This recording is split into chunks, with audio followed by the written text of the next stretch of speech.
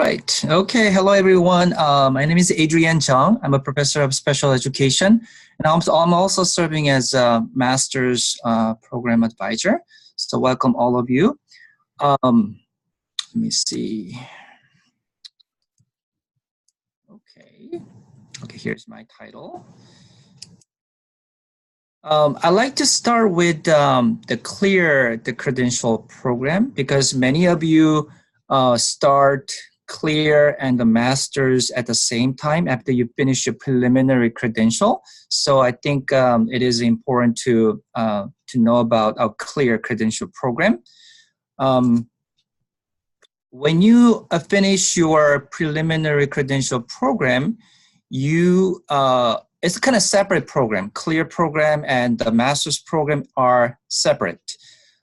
So you have to submit.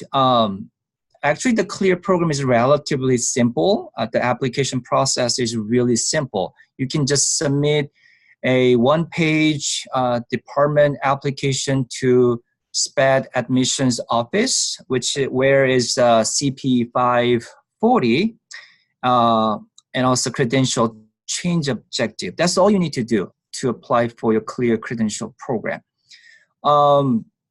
When you start your clear credential program, you have to take 4 classes. First 3 classes with the red, the font, those classes are aligned to the courses in the master's program, which means you can use them in the master's program. That's why many students start clear and the master's with us at the same time.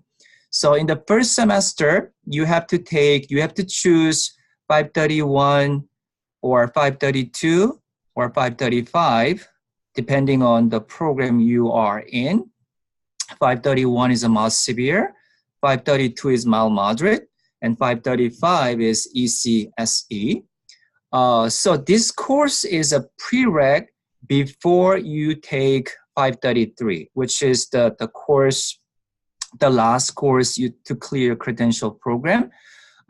Based on the new clear requirement, maybe you guys already heard before, you must be employed before you take a 533.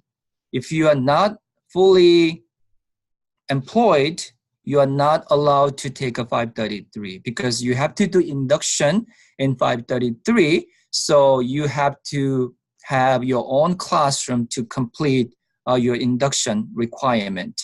So first of all, as I said before, you must complete 531, 532, or 535 before 533. And also you have to get your teaching position to take 533. 551 and elective, you can take anytime you guys want. For elective, 502 is advanced autism, 529 is a collaboration, and 504 is assistive technology. So it is aligned with your specific emphasis area. So if you are in the collaboration emphasis, you can take 529. If your emphasis is in technology, you can take a 504. Your emphasis is in autism, you can take a 502. So here's a contact person if you have any clear related questions. I'm sure you guys all know these 3 people. Early childhood, you can contact Dr. Janice McWayne. If you are in mild moderate, you can contact Dr. Tiffany Rao. And mild severe, you can contact Dr. Erica Howell. So these are basic the requirements for our clear the program. Once again, you can start both clear and the master's at the same time after you finish your preliminary credential program. Do you have any questions about clear program? If I move on to the master's program? Feel free to use the chat box if anybody has questions, or if you want to raise your hand so I can be able to unmute you so you can ask any questions at this time. We can also have a Q&As at the end if you want to wait until I finish my presentation, or you can ask questions if you have. Okay, it looks like no questions at this time. Okay, so let's move on to the next slide and let's see. Okay, let's start to talk about the master's program.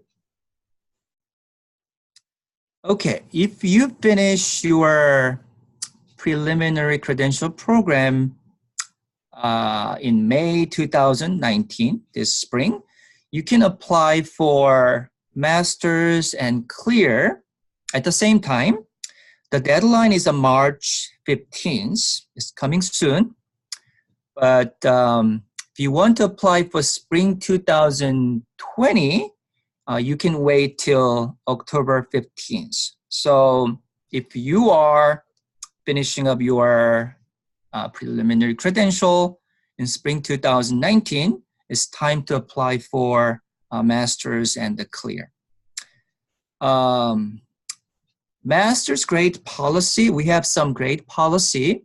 You must earn minimum B grade in every class from your last and applying semester and maintain 3.0 GPA. So after all courses in the study plan, you have to get at least B grade to stay in the program. So I'd like to talk about our application process in 4 steps. The first step is a university application. It's a kind of separate application process. You have to apply university and the department. So here's a website. Now we call the CSU Cal State Apply. So when you log into this website, it's really simple. It's very clear. You can choose like a fall 2000. If you want to apply for fall 2019, you can choose fall 2019 and you can scroll, you can apply. And when you scroll down, you can see maybe you are in teaching credential or graduate. So you can just click one of them.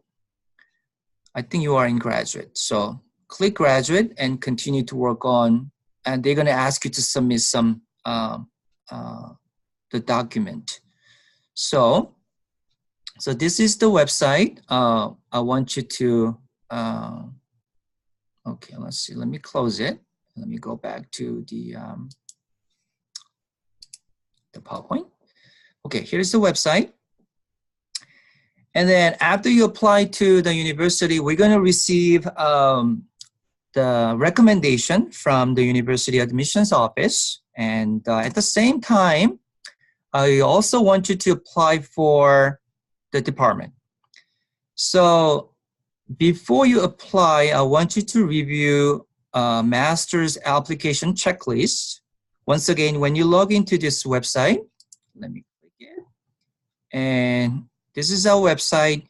Under resources, I want you to scroll down.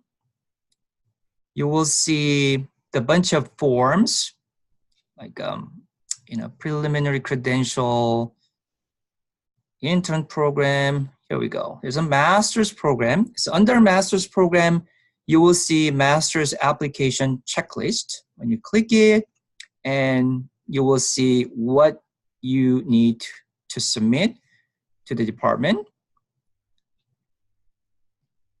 It looks like this. So I want you to review this application checklist. You also see master's application, which is 1-page form you have to fill out, and also master's faculty recommendation form. You can just send it to your faculty member to fill out this faculty recommendation form. You also see our study plan, the master's study plan, which is 30 units. You will see it. And also you will see the written interview, the rubric here. So let me close this website a little quick.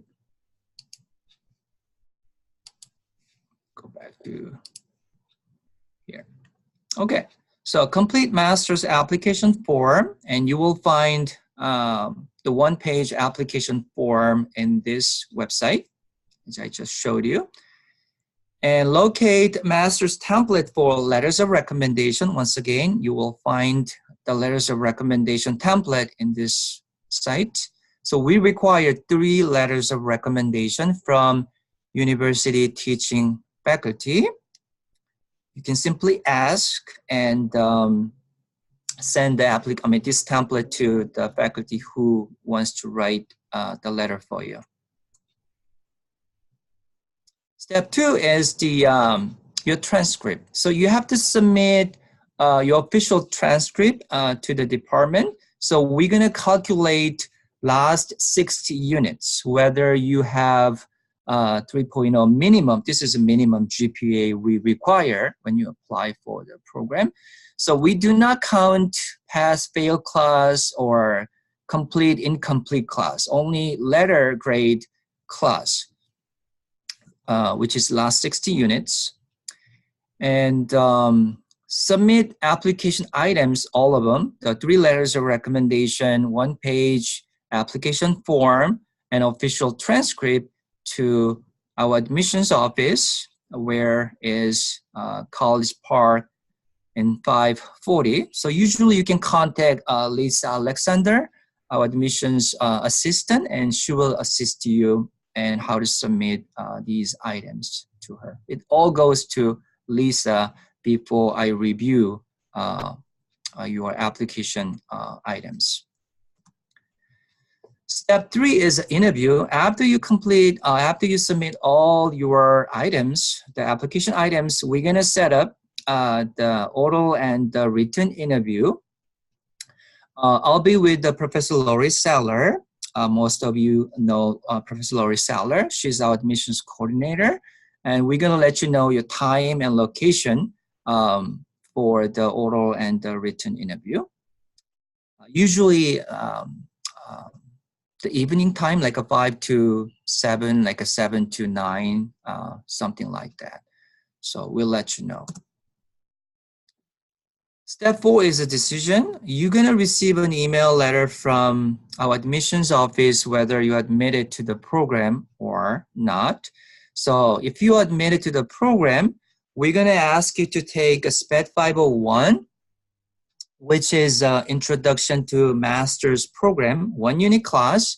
So if you start your Clear and Master's this coming fall 2019, you need to take this class summer 2019, yeah, before you start the master's program. This is like a prereq before you start the master's program.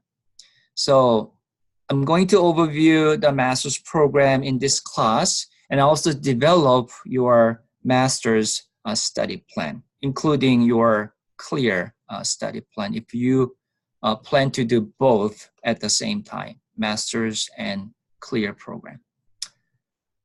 Okay. Okay, additional information. Applying during your last semester of the preliminary program. So once again, if it is your last semester of your preliminary program, this is the semester you're applying for both Clear and Master's program. If it is your first semester of your Clear program, I strongly recommend wait till applying for spring 2020 because you have to finish your preliminary credential first before you start Clear and Master's program. 3 of 4 Clear courses are aligned to the courses in the Master's program.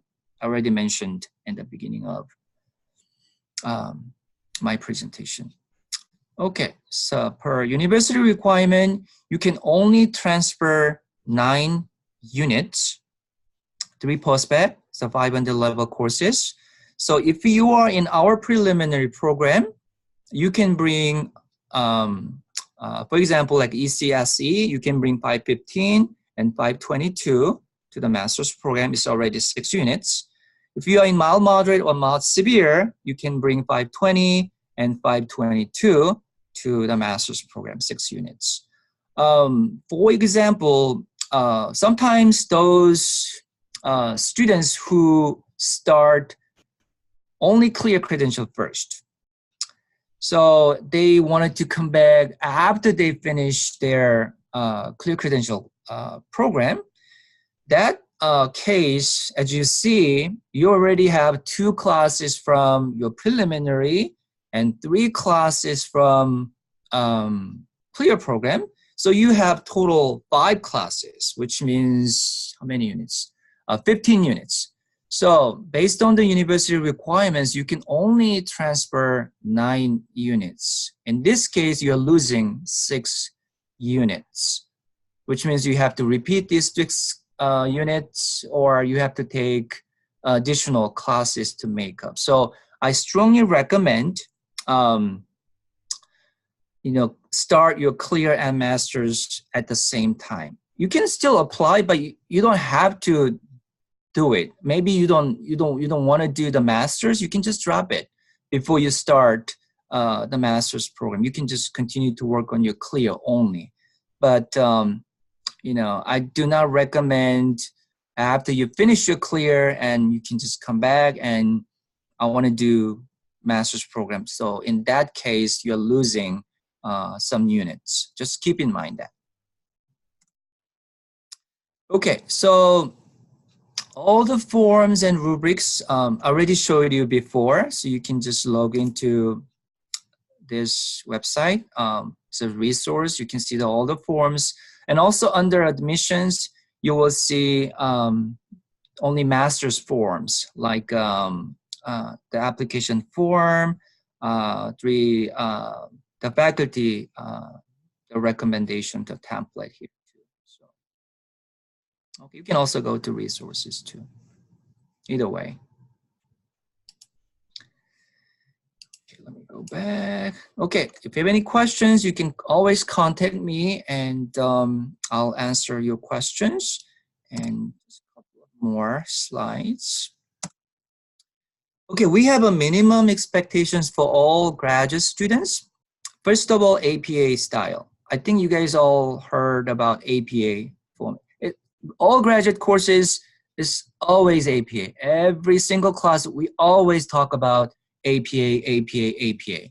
So you guys have to be familiar with APA format. So when you are in 501, SPED 501, I'm going to require the APA manual. So you're going to keep that manual until you finish your master's program. So that's the kind of textbook we require in SPED 501.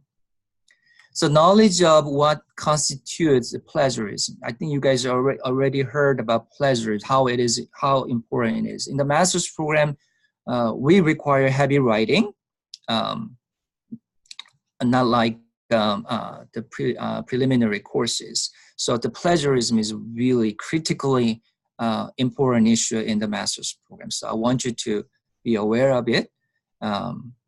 We all know about, use person first language.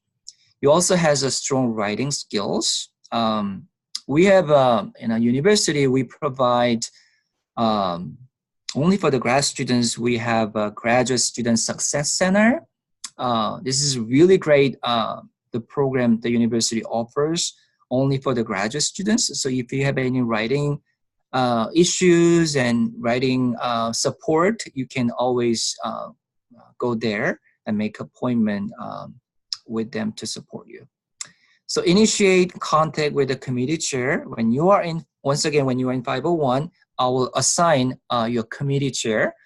So you don't have to worry about right now. So is responsible for knowing important dates. We have many important the due dates the later when you are admitted to the program. So I always remind you, but it is your responsibility to know about the due dates.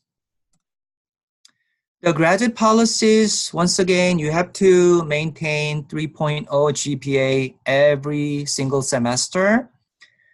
Below B grade, you have to repeat. Even B- is not acceptable.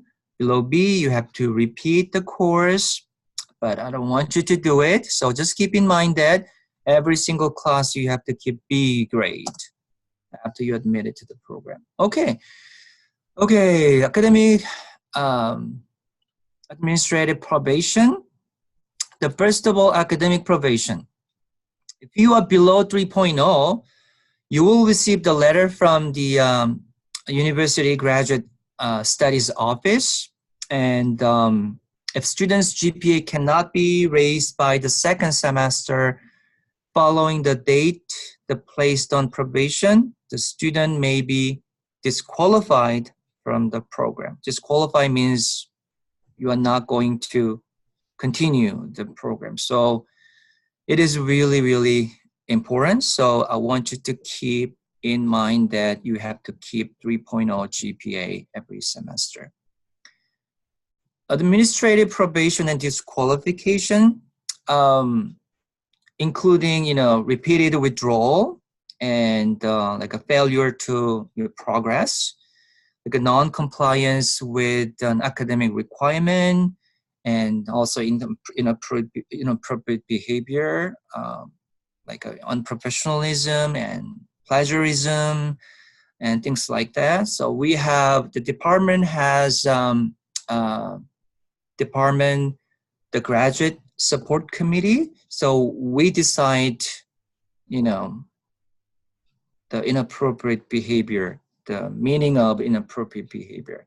So we're going to decide probation and disqualification, especially for administrative, the probation and disqualification things.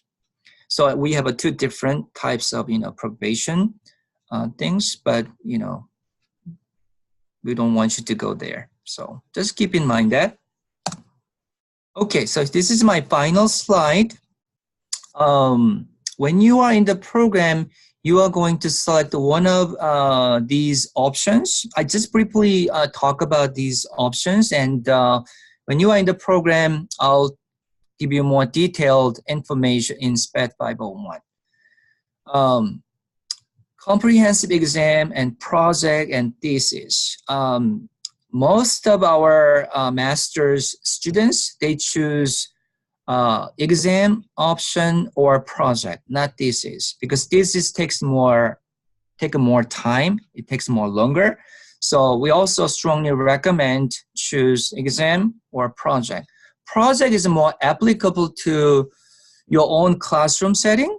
So since you are all teachers, so much easy to collect, samples and collect your data and analyze the data. So we strongly recommend the project or the exam option. So you can enroll one of these classes only when you are absolutely ready to the graduate upon consent of your chair and me, the grad advisor. We also have a 5-year rule. Your classes have a 5-year lifespan. It starts from the first class you used in your study plan. For example, you are going to transfer 520 and 522 from your preliminary courses. Even you haven't started your master's program, those courses took in the preliminary program, we count, those courses as a master's courses. So it starts from the first class, which is 520 or 522, you used in your study plan. So I also want you to be familiar with the University Graduate Studies website. This is not a department website. So it's University Graduate Studies website. So let me just log into the Graduate Studies website. So since you are prospective students, you can see here's a tuition information and academic policies and procedures I just talked about, and how to apply to CSUF. After you're admitted to the program, you also have like important dates, you have to submit your grad check before you graduate. So you have to be familiar with the forms and documents here, and like a thesis and dissertation thing. And also we have the graduate studies provide lots of the fundings for even, for example, like a travel. If you want to present in the conference, they also pay for you. Also scholarship opportunities. There's a lot of them here. And also I mentioned about the Graduate Student Success Center.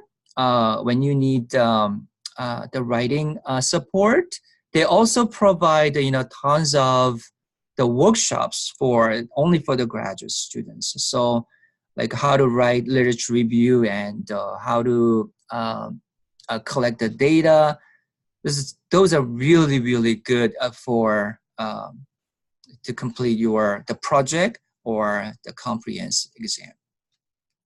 So many great sources for the graduate students. Okay, so looks like I think that's pretty much it. Okay, so now we have Q&As, and if you have any questions, and let me know. Any questions? Yeah, feel free to use the chat box to ask any type of questions, or using the participation box using the raise hand, so I can unmute you so you can ask any type of questions at this time. Feel free to use either or, and we'll give you a moment just to see if you have any questions at all.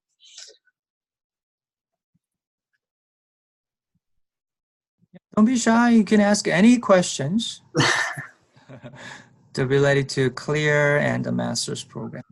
So I'll do my best to answer your questions. Okay, there's a question. I'm thinking that I'll be applying for jobs outside the Orange County area. Is the graduate program fully online?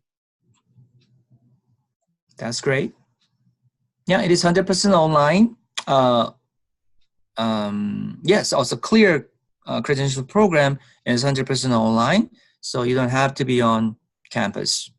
But we have office hours. If you like to see your professors in person, yeah, you can make an appointment and you can meet them in the office. Yeah, but it's 100% online, so you don't have to be on campus until you come to the commencement.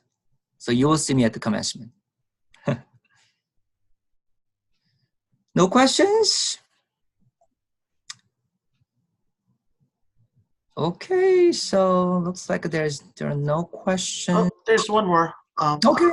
It's gonna be, some of my classes are past the 5-year rule. I'm also finishing my CLEAR program from CSUF this semester. What do you suggest? Okay, so I have to look at your the transcript, and also there is some ways we can use outdated courses. Our university allows you to have 2 years extension. So you have 7 years. Hopefully it works for you. So there's a form. So I showed you the graduate studies website. There's the petition form you can fill out, and I will review and sign and submit it to the graduate studies. And they review and they usually approve it. So I think there is a way we can do it. So. And there's also another question that I missed.